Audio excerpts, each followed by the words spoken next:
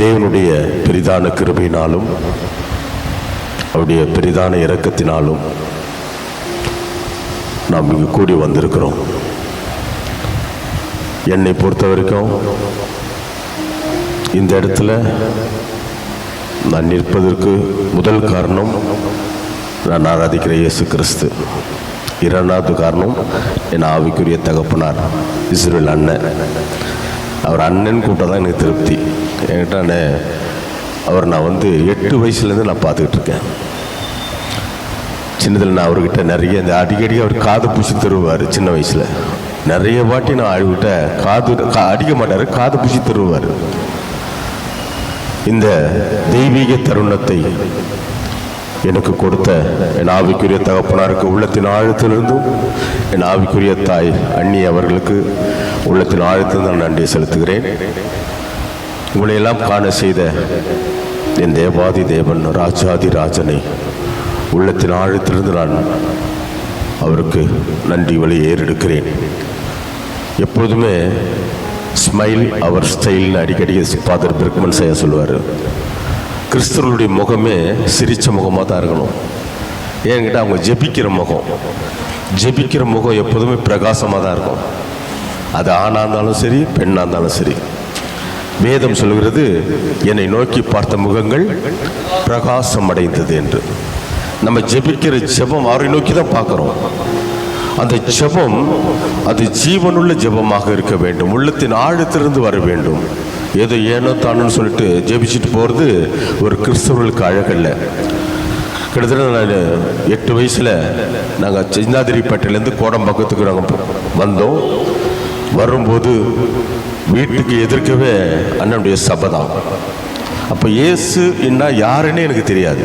இயேசுன்னு யாருன்னு தெரியாது. ஏன் யாருன்னு தெரியாதுன்னா, எங்கள் அப்பா ஒரு திராவிட கழகத்தில் ஒரு பொறுப்பில் இருந்தார். திராவிட கழகம்னா உங்களுக்கு தெரியும், தந்தை பெரியார்.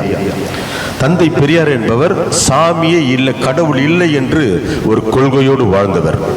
அதனால எங்களுக்கு எந்த கோயிலுக்கும் என்னை கூட்டின்னு போனதில்லை.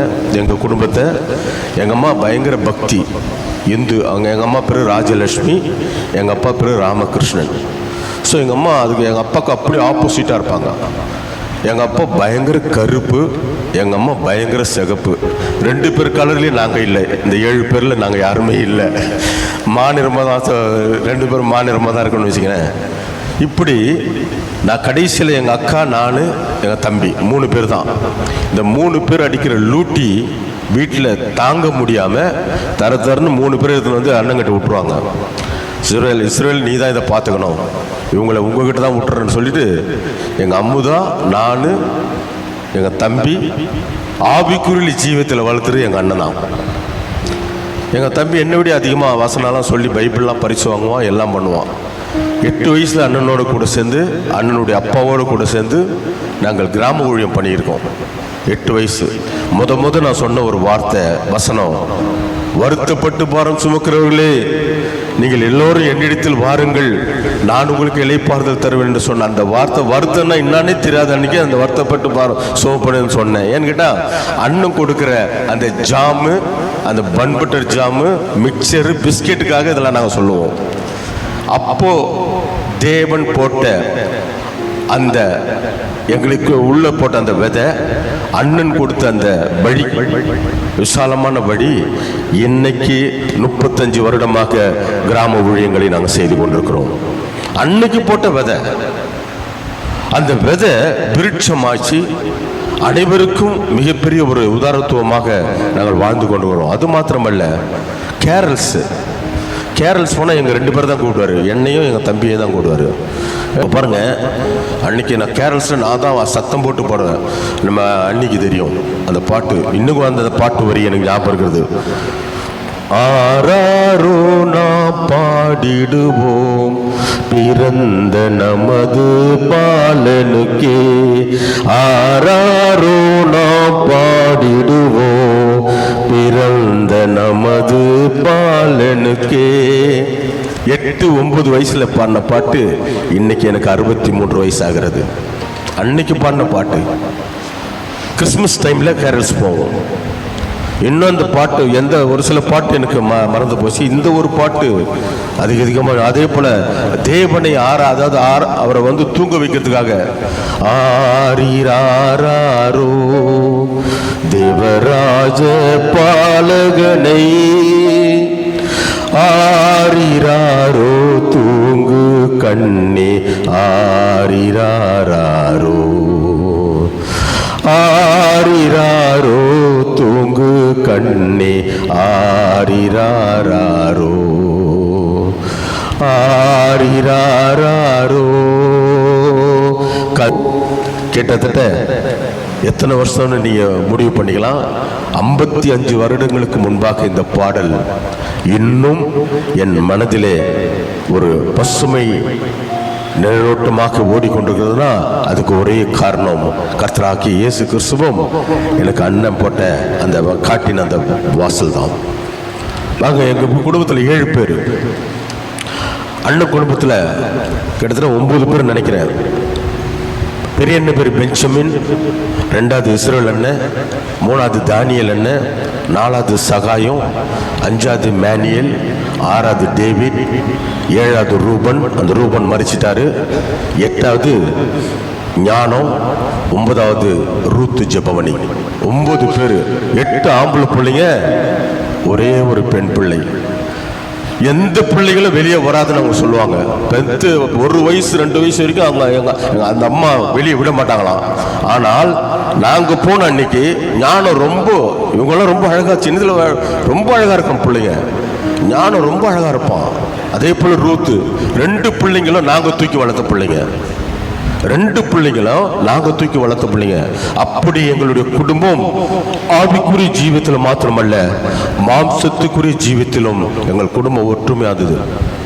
திடீர்னு எங்கள் அப்பாவுக்கு வேலை போயிடுச்சு. வேலை சஸ்பெண்ட் பண்ணிட்டாங்க. ஏதோ ஜாதியை பற்றி இவருக்கு உள்ள மேல் அதிகாரி திட்டாருன்னு சொல்லிட்டு எங்கள் அப்பா ஒரு பாக்ஸர், எங்கள் அப்பா ஒரு பெரிய பாக்ஸர். அப்போ என்ன பண்ணிட்டு அடித்த அடியில் அவர் வந்து எலும்பெல்லாம் நொறுங்கி போய் ஆஃபீஸ் டைமில் அடிக்க அவரை சஸ்பெண்ட் பண்ணிட்டாங்க. சாப்பாட்டுக்கு ரொம்ப நாங்கள் கஷ்டப்பட்டோம். அந்த வேலையில் எங்களுக்கு சாப்பாடு கொடுத்து உதவியது எங்கள் அண்ணன் குடும்பம் தான். எத்தனை பேருக்கு சாப்பாடு கொடுப்பாங்க, அத்தனை பேரும் சாப்பாடு போட்டு எங்களை வளர்த்தாங்க. அதெல்லாம் நாங்கள் மறக்க முடியாது. எங்கள் அன்பு தேவனுடைய பிள்ளைகளே, அது ஒரே ஒரு காரணம், தேவனுடைய அன்பு தான். அல்லேலூயா.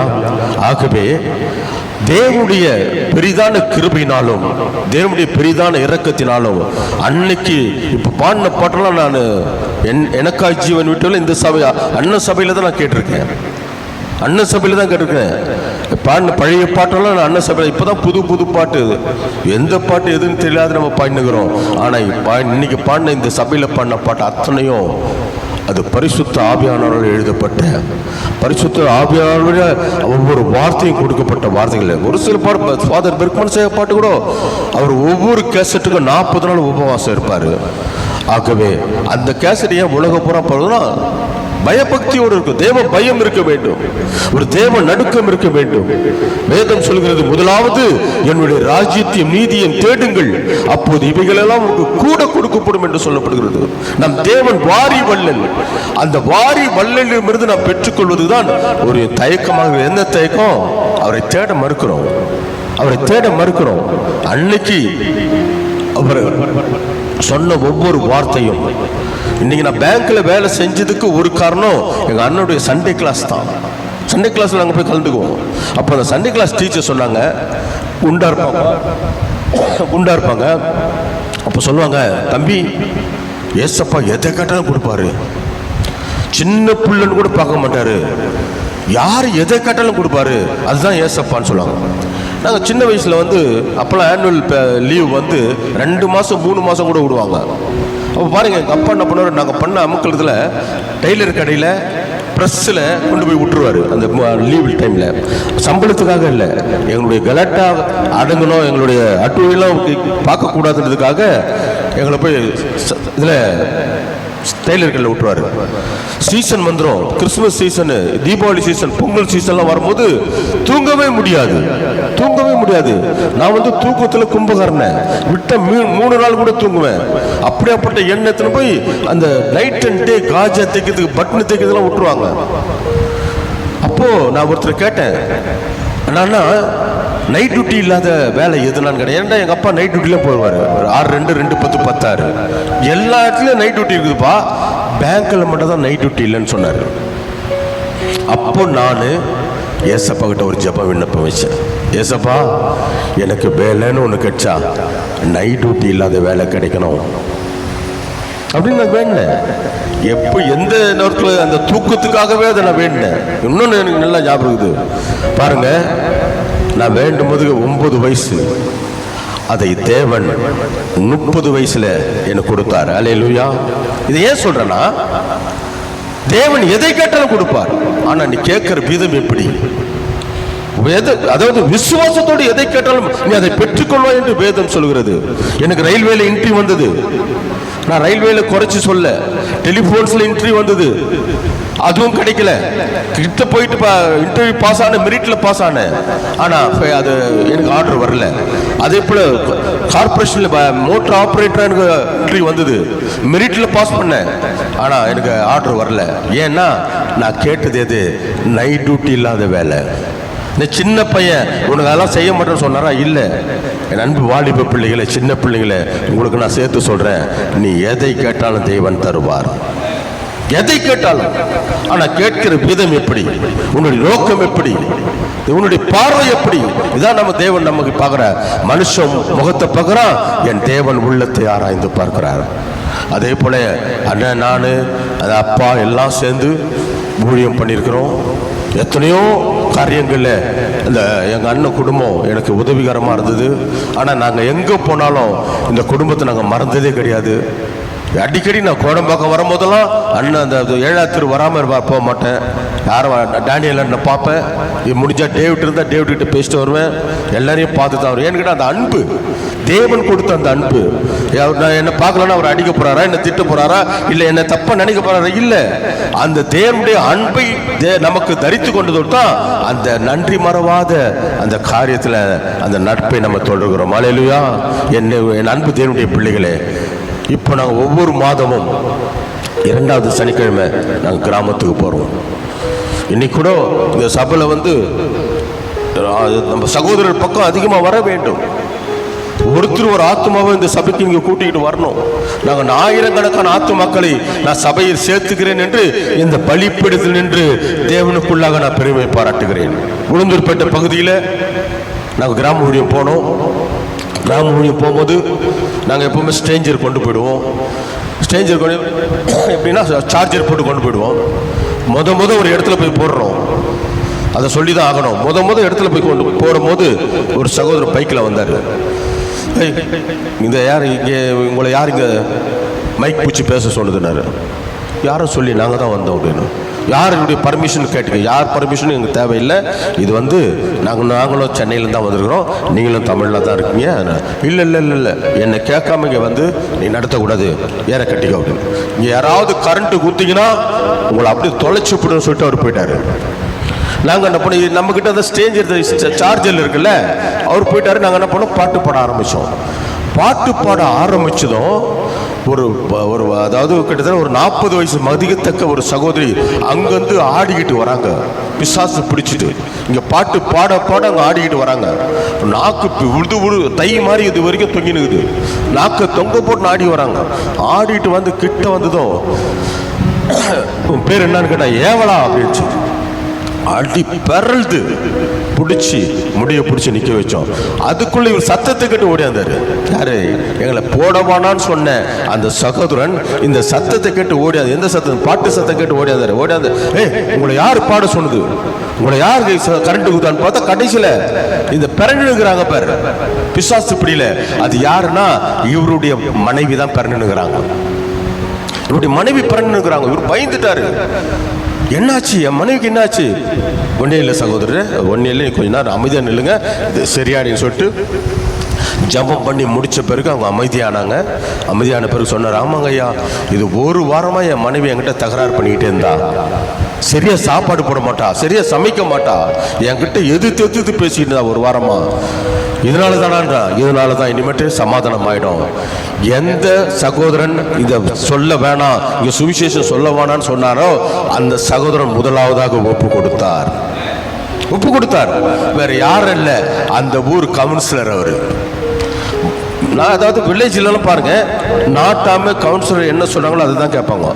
அந்த ஒரு குடும்பம் சபைக்கு வந்தது, அந்த கிராமமே சபைக்கு வந்துச்சு. கிராமமே சபைக்கு வந்துச்சு. மறுநாள் பாஸ்டர் எங்களுக்கு ஃபோன் பண்ணி சொல்றாரு, பாஸ்டர் கிராமமே வந்துச்சு பாஸ்டர், சபை பத்துல பின்னாடி வெளியே சாமியானெல்லாம் போட்டோம், உட்காரத்துக்கு இடம் இல்லை, தேவன் மிகப்பெரிய ஒரு அற்புதம் செஞ்சார் சொல்லி அவரு ரொம்ப சந்தோஷம். இது ஒரு பானை சொத்துக்கு ஒரு சொரு போதும். அது யார் போடுதுன்னா எங்க அண்ணன் எங்களுக்குள்ள அந்த விதை, கிராம ஊழியம் என்ற ஆத்ம வாஞ்சை, ஆத்ம ஆதாயம் என்கின்ற அந்த விதையை எங்களுக்குள் கொடுத்தார். இது மறுக்க முடியுமா? வேற எதையும் எங்களுக்கு கற்றுக் கொடுக்கல. ஆத்ம ஆதாயம் எப்படி செய்ய வேண்டும் என்று, ஏசப்பாவை எப்படி மகிமைப்படுத்த வேண்டும் என்று, அவருடைய நாமத்தை எப்படி உயர்த்த வேண்டும் என்று, அவருடைய நாமத்தை எப்படி பறைசாற்ற வேண்டும் என்று எங்களுக்கு ஆவிக்குரிய ஜீவியத்தில் எங்களுக்கு மிக உறுதுணையாக இருந்தது எங்கள் அன்பு அண்ணன் இஸ்ரவேல் ஐயா தான். ஆகவே அன்பு தேவ பிள்ளைகளே, நாம் ஏதோ வர்றோம், தேவ செய்தி கேட்குறோம், 10 பேரோடு கூட நம்ம கைத்தட்டி பாடுறோம், அவருடைய நாமத்தை மகிமைப்படுத்தணும் என்று அதோடு விட்டுவிடக்கூடாது. நம் மூலமாக ஒரு ஆத்துமாக்கள் இந்த ஆவிக்குரிய சபையில் வர வேண்டும். முடிவெடுங்க, பொருத்தனை பண்ணிக்கங்க. ஆயிரக்கணக்கான ஆத்துமாக்களை நான் கொண்டு வந்தேன். இப்ப நான் இங்க நின்று பெருமை பாராட்டுற மாதிரி நீங்களும் தேவனுக்குள்ளாக பெருமை பாராட்டப்பட வேண்டும் என்ற ஒரு ஆதங்கத்தில் நான் சொல்லுகிறேன். என் அன்பு தேவனுடைய பிள்ளைகளே, தேவன் காட்டின வழி அது பரிசுத்தம் உள்ள வழி. அந்த பரிசுத்தம் உள்ள வழியில எப்படி பிரவேசிக்க வேண்டும், எப்படி அந்த பயணத்தை தொடர வேண்டும் என்ற அந்த தேவ ஞானத்தை கொடுத்தது எங்கள் அன்பு அண்ணன் இஸ்ரவேல் தான். எல்லாம் மறுக்க முடியும். எங்க வேணா சாட்சி சொல்லுவேன், இங்க மட்டும் நான் சாட்சி சொல்ல, நான் போற சபையில் அத்தனை பேரையும் அண்ணனுடைய பேரை சொல்லி தான் நான் சாட்சி சொல்லிக்கிட்டு இருக்கேன். ஆகவே நீங்க வந்திருக்கிற இந்த சபை சாதாரணமானதல்ல. என் அன்பு தேவனுடைய மகனே மகளே, நீங்களா வரல, நானா வரல.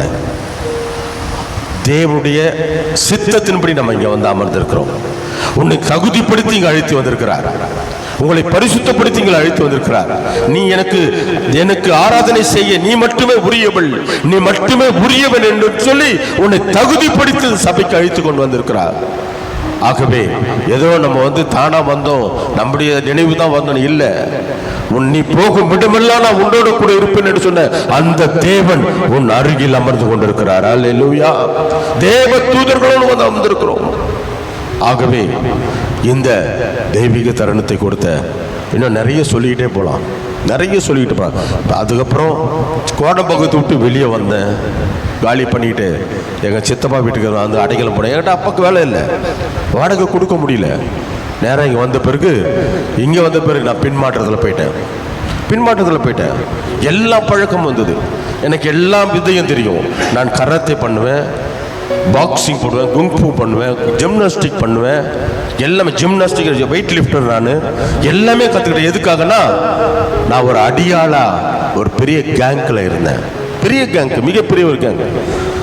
பாருங்க, என்னை தேவன் கைவிட்டாரா? அவரை விட்டு நான் விலகி போனேன். ஆனால் என் தேவன் என்னை விட்டு விலகவில்லை. ஒருபோதும் நான் உன்னை விலகவும் மாட்டேன், உன்னை கைவிடவும் மாட்டேன் என்று சொன்னார். உன்னை யார் கைவிட்டாலும், தாயும் தகப்பனும் உன்னை கைவிட்டாலும் நான் உன்னை கைவிட மாட்டேன் என்று சொன்ன அந்த ஜீவன் உள்ள தேவன், அவர் பரிசுத்தம் உள்ள தேவன் என்னை கைவிடல. நேரம் நான் கொடூரமான முறையில் செத்துப்பேன். எனக்கு எல்லாம் பழக்கம் வந்தது. அந்த பழக்கம், ஒரு நாளைக்கு 7 பாக்கெட் சிகரெட் பிடிப்பேன். ட்ரிங்க்ஸ் இல்லாமல் நான் வேலை செஞ்சது கிடையாது. பேங்க்ல இருந்த எனக்கு அதாவது ஒரு நல்ல ஒரு பேங்க்ல வேலை கிடைச்சது. பல ஊருக்கு நான் போன அந்த வேலை நிமித்தமாக டிரான்ஸ்ஃபர் கிடைச்சி போயிட்டு வந்து கடைசியில் ஒரே ஒரு பொருத்தனை பண்ணேன். என்கிட்ட சென்னையிலேருந்து நான் போயிட்டு கிட்டத்தட்ட 12 வருஷம் ஆகி போச்சு. நமக்கு சென்னை தான் முக்கியம். அப்புறம் பாருங்க, ஒவ்வொரு மாதமும் நான் ஹெட் ஆஃபீஸ் யூனியன் லீடராக இருந்தேன். ஒவ்வொரு மாதமும் ஹெட் ஆஃபீஸ் போட்டு என்னுடைய டிரான்ஸ்ஃபர் ரிக்வஸ்ட் வச்சுக்கிட்டே வருவேன். ஆனால் ஒரு பொருத்தனை எடுத்தேன். என்ன பொருத்தனைனா, எஸ்ப்பா எனக்கு டிரான்ஸ்ஃபர் கிடைச்சதுன்னா உன்னுடைய கிராம ஊழியத்தை நான் நிற்காம செய்வேன், நிறுத்தாம செய்வேன்னு சொல்லிட்டு ஒரு பொருத்தனை எடுத்தேன். பாருங்க, பொருத்தனை பண்ண அடுத்த வாரமே எனக்கு டிரான்ஸ்ஃபர் கிடைச்சது. அடுத்த வாரமே மெட்ராஸுக்கு டிரான்ஸ்ஃபர் கிடைச்சிச்சு. அன்னைக்கு சொன்ன அந்த கிராம ஊழியம் பண்ண இதுவரைக்கும் இனிமேலும் என்னுடைய பொருத்தனை நான் நிறைவேற்றி வருகிறேன். அல்லேலூயா. ஆகவே அன்பு தேவ பிள்ளைகளே, தேவன் நீ எதை கேட்டாலும் கொடுக்கிற தேவன். என்னை நோக்கி கூப்பிடு, நான் உனக்கு அறியாததும் எட்டாததுமான பெரிய காரியங்களை தான் செய்வார். காரியங்களை செய்யன்னு சொல்ல, பெரிய காரியங்களை செய்வார். அதுதான் சொல்ற, தேவன் வாரி வள்ளல். நம்ம கேட்டு எடுக்கல, விளக்கம் கொடுக்கிற சமாதானத்தை அல்ல, என்னுடைய சமாதானத்தை நான் வைத்து விட்டு போகிறேன் என்று சொல்லுகிறார். வைத்து விட்டு போகிறேன் என்று சொல்ல, கொடுத்துட்டு போகலன்னு சொல்ல, வச்சுட்டு போகிற. நீ எடுக்கிறது எடுக்காததும் நம்ம கையில தான் இருக்குது. இல்லையா? ஆகவே இந்த சாட்சியை நான் இதோடு நிறுத்துகிறேன். எனக்கு டைமுக்கு நேரம் தான் முக்கியம். நீங்கள் 8:30 மணிக்கு வர சொன்னார் அண்ணன். நான் 8:15 வந்துட்டேன்னு நினைக்கிறேன். 8:15 வந்துட்டேன். சேத்பேட்டிலேருந்து குரோம்பேட்டிலேருந்து குன்றத்தூர்லேருந்து நந்தம்பாக்கம், இப்படி மாறி மாறி பஸ்ஸு மாறி மாறி வந்தேன். நேரம் தாங்க முக்கியம். நேரம், காலம் கண் போன்றது, கடமை பொன் போன்றதுன்னு சொன்னார்கள். நம்மை விட்டு ஒரு நிமிடம் கடந்து போயிட்டா நீ எத்தனை கோடி கொடுத்தாலும் அந்த நிமிடத்தை வாங்க முடியாது. அந்த காலத்தை பிரயோஜனப்படுத்திக் கொள்ளுங்கள். சமயம் வாய்த்தாலும் சமயம் வாய்க்காவிட்டாலும் அவருடைய நாமத்தை பிரஸ்தாபப்படுத்தி என்று சொல்லப்படுகிறது. பிரஸ்தாபப்படுத்துவது மாத்திரமல்ல, அவருடைய நாமத்தை நாம் மகிமைப்படுத்திக் கொண்டே இருக்க வேண்டும். பிரைஸ் பண்ணிக்கிட்டே இருங்க. பிரைஸ் பண்ண அவர் நாமத்தை பிரைஸ் நீங்க துதிக்க நமக்கு தேவன் பலம் எழுதும். நமக்குள்ள இருக்கிற எல்லா பலவீனம் மறையும். நமக்குள்ள இருக்கிற எல்லா கோபமும் மறையும். அன்பு மட்டுமே நிலைக்கும். அதுதான் தேவனுடைய அன்பு. நாம் கண்களை மூடுவோம், தேவனை நோக்கி பார்ப்போம். கண்களை மூடி அவரை நோக்கி பார்ப்போம். ஷபாராபா ரிபாந்தரிக்கமலதனபது ஷபா. தேவ சமூகம் அது பரிசுத்தமுள்ள சமூகம். எங்கே 2-3 பேர் நாமத்தினாலே கூடியிருக்கிறீர்களோ அந்த இடத்துல நான் வாசம் பண்ணுவேன் என்று சொன்ன வாக்குத்தத்தத்தில் உண்மையுள்ள தேவன் இந்த இடத்துல வாசம் செய்து கொண்டிருக்கிறார். அவர் அசைவாடி கொண்டிருக்கிறார். அவர் உலாவி கொண்டிருக்கிறார். அவருடைய வஸ்திர தொங்கல் உன் மீதும் என் மீதும் உராசி கொண்டிருக்கிறது. உனக்கு முன்பாக எனக்கு முன்பாக அந்த ரத்தம் தோய்ந்த சிலுவை நமக்கு முன்பாக நிற்கிறது. அது உறைந்து போகவில்லை. அது இன்னும் உறைந்து போகவில்லை. ரத்தம் சொட்ட சொட்ட சொட்ட அந்த சிலுவை உனக்கு முன்பாக எனக்கு முன்பாக நிற்கிறது. மகனே மகளே, தேவ சமூகத்தில் ஒரு நடுக்கத்தோடு, தெய்வீக பயத்தோடு, பரிசுத்தத்தோடு அவரை நோக்கி பார்ப்போம். அல்லேலூயா, அல்லேலூயா. கண்களை மூடி பயபக்தியோடு பார்ப்போம். நாம் ஆராதிக்கிற தேவன் சாதாரணமான தேவன் அல்ல. அவர் ஜீவனுள்ள தேவன், சர்வ வல்லமையுள்ள தேவன். அல்லேலூயா. உம்முடைய சமூகத்தை நாங்கள் நித்தமும் தேட வேண்டும். உம்மை மட்டுமே நாங்கள் பார்க்க வேண்டும். உம்முடைய அழகை மட்டுமே நாங்கள் ரசிக்க வேண்டும். உம்முடைய சமூகத்தை மட்டுமே நாங்கள் ருசி பார்க்க வேண்டும். இயேசு தெய்வமே, எங்களை ஒரு விஷயம் ரத்தத்தால் கழுவி எங்களை பரிசுத்தப்படுத்துங்க. எங்களை தகுதிப்படுத்தி அழைத்து கொண்டு வந்த நம்முடைய பெரிதான கிருபைக்கு கோடான கோடி ஸ்தோத்திரத்தில் எடுக்கிறேன். ஆசீர்வதிங்க, வழி நடத்துங்க, பலப்படுத்துங்க, ஸ்திரப்படுத்துங்க.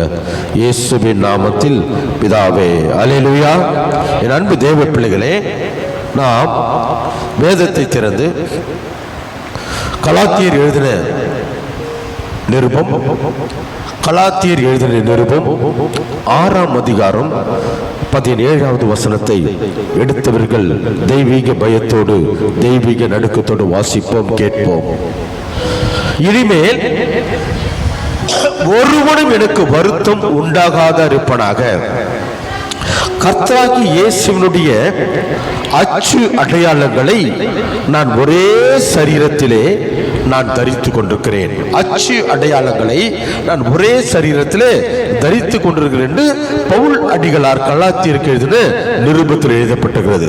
இன்னொரு வசனத்தை வாசிப்போம். சங்கீதங்களின் புஸ்தகம் 86ஆம் அதிகாரம் 17வது வசனத்தை எடுத்தவர்கள் வாசிக்கலாம். சங்கீதம் 86:17. கர்த்தாவே, நீர் எனக்கு துணை செய்து என்னை தேட்டுகிறதை என் பகைஞர் கண்டு வெட்கப்படும்படிக்கு எனக்கு அனுகூலமான ஒரு அடையாளத்தை காண்பித்தருளும். அனுகூலமான ஒரு அடையாளத்தை காண்பித்தருளும் என்று தாவீது ராஜா கர்த்தரை நோக்கி எடுக்கிற ஒரு விண்ணப்ப ஜெபம். மூன்றாவது ஒரு வசனத்தை வாசிப்போம். ஏசாயாவின் தீர்க்க தரிசன புஸ்தகம் 7ஆம் அதிகாரம் 14வது வசனத்தை எடுத்தவர்கள் தெய்வீக பயத்தோடு தெய்வீக நடுக்கத்தோடு வாசிப்போம், கேட்போம். ஆதலால் ஆண்டவர் தாமே உங்களுக்கு ஒரு அடையாளத்தை கொடுப்பார். இதோ ஒரு கன்னிகை கர்ப்பவதியாகி ஒரு குமாரனை பெறுவாள், அவருக்கு இம்மானுவேல் என்று பெயரிடுவாள். அல்லேலூயா. இந்த மூன்று வசனத்திலும் தேவன் அடையாளங்களை குறித்து பேசியிருக்கிறார். பவுல் எழுதின கலாத்திற்கு அச்சு அடையாளங்களை எனக்கு தரித்துக் கொள்ள வேண்டும் என்ற ஒரு ஆசை.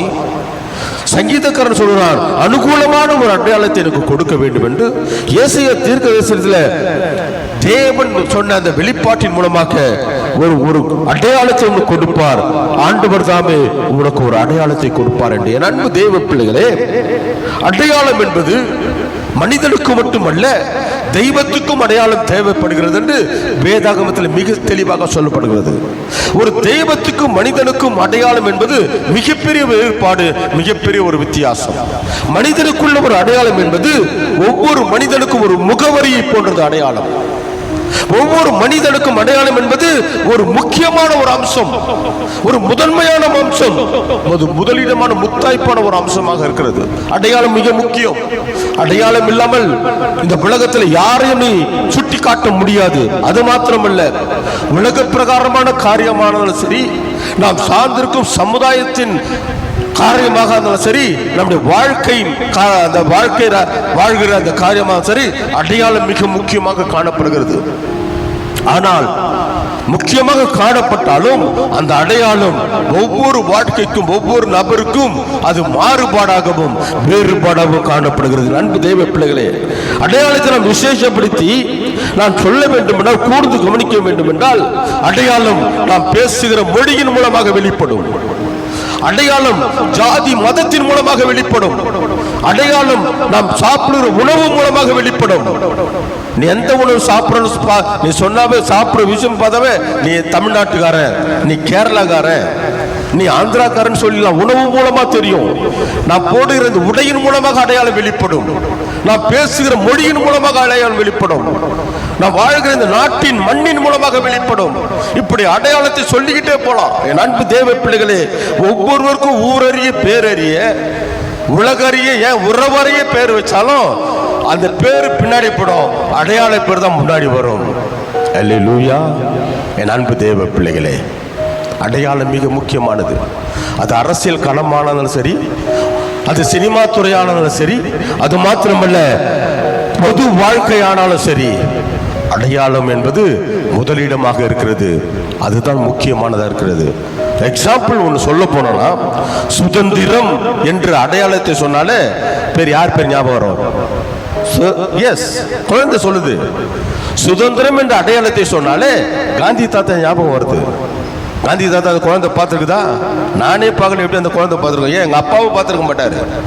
ஆனால் வரலாறு பேசுகிறது, அடையாளத்தை குறித்து வரலாறு பேசுகிறது.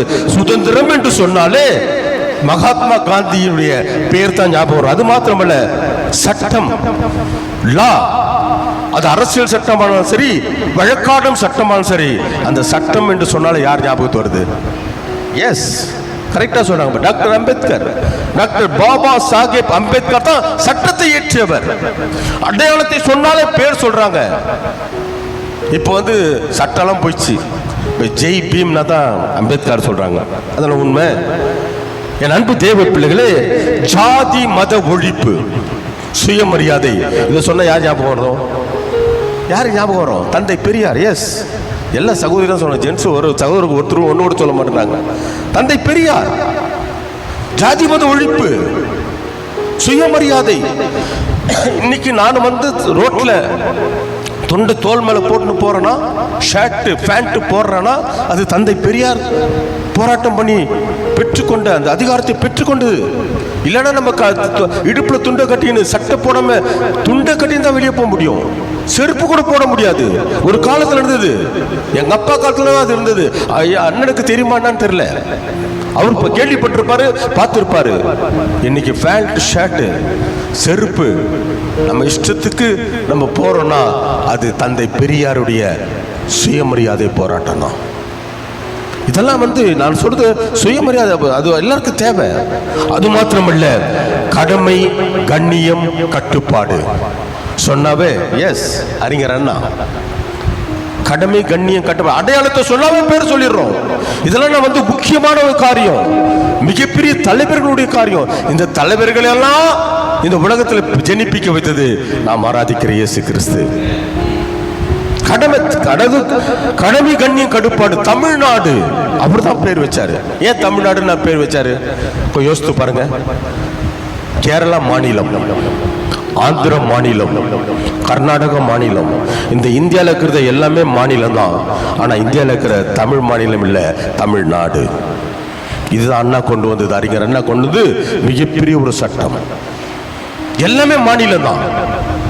ஆனா தமிழ் மாநில சென்னை மாகாணமாக இருந்த இந்த மெட்ராஸை தமிழ்நாடாக கொண்டு வந்தது பேரறிஞர் அண்ணா. அடையாளம், அடையாளம். அதாவது அக்னி ஏவுகணை நாயகன் சொல்லுவாங்க. எஸ், ஏபிஜே அப்துல் கலாம். அடையாளத்தை சொன்னவே பேர் வந்தது அக்னி ஏவுகணை நாயகன். டாக்டர் கலைஞர் நாம எம் கருணாநிதி தான், வேற யாரும் கிடையாது. மக்கள் திலகம் என்றாலே எம்ஜி ராமச்சந்திரன் தான், வேற யாரும் கிடையாது. நடிகர் திலகம் என்றாலே சிவாஜி கணேசன், வேற யாரும் கிடையாது. இப்படி சொல்லிக்கிட்டே போலாம் அடையாளத்தை குறித்து. ஆகவே அன்பு தேவ பிள்ளைகளே, அடையாளம் என்பது நாம் வாழ்கிற ஒவ்வொருவருக்குள்ளும் அது இணைந்து பிணைந்து கலந்திருக்கிறது. யாராலும் மறக்க முடியாது, அடையாளத்தை அழிக்கவும் முடியாதது, அடையாளத்தை விட்டு யாராலும் பிரிக்க முடியாது. இது காலத்தின் கட்டாயம். அல்லேலூயா. என் அன்பு தேவ பிள்ளைகளே, நாம் எந்த அடையாளத்தில் இருக்கிறோம்? நாம் எந்த அடையாளத்தில் வாழ்ந்துகிட்டு இருக்கோம்? 10-11 நாம் போவது கிறிஸ்துவுக்கு அடையாளம். கிறிஸ்துவுக்கு அடையாளம் சிலுவை தானே? இல்லை, சிலுவை ஜீசஸ். கிறிஸ்துவுக்கு அடையாளம் சிலுவை ஜீசஸ். இஸ்லாமிய சகோதரர்களுக்கு அடையாளம் அந்த வளர்பிறையும் ஸ்டார் அல்லது. ஆனால் கிறிஸ்துவர்களுக்கு ஒரே ஒரு அடையாளம், எஸ், அந்த சிலுவை மட்டும்தான்.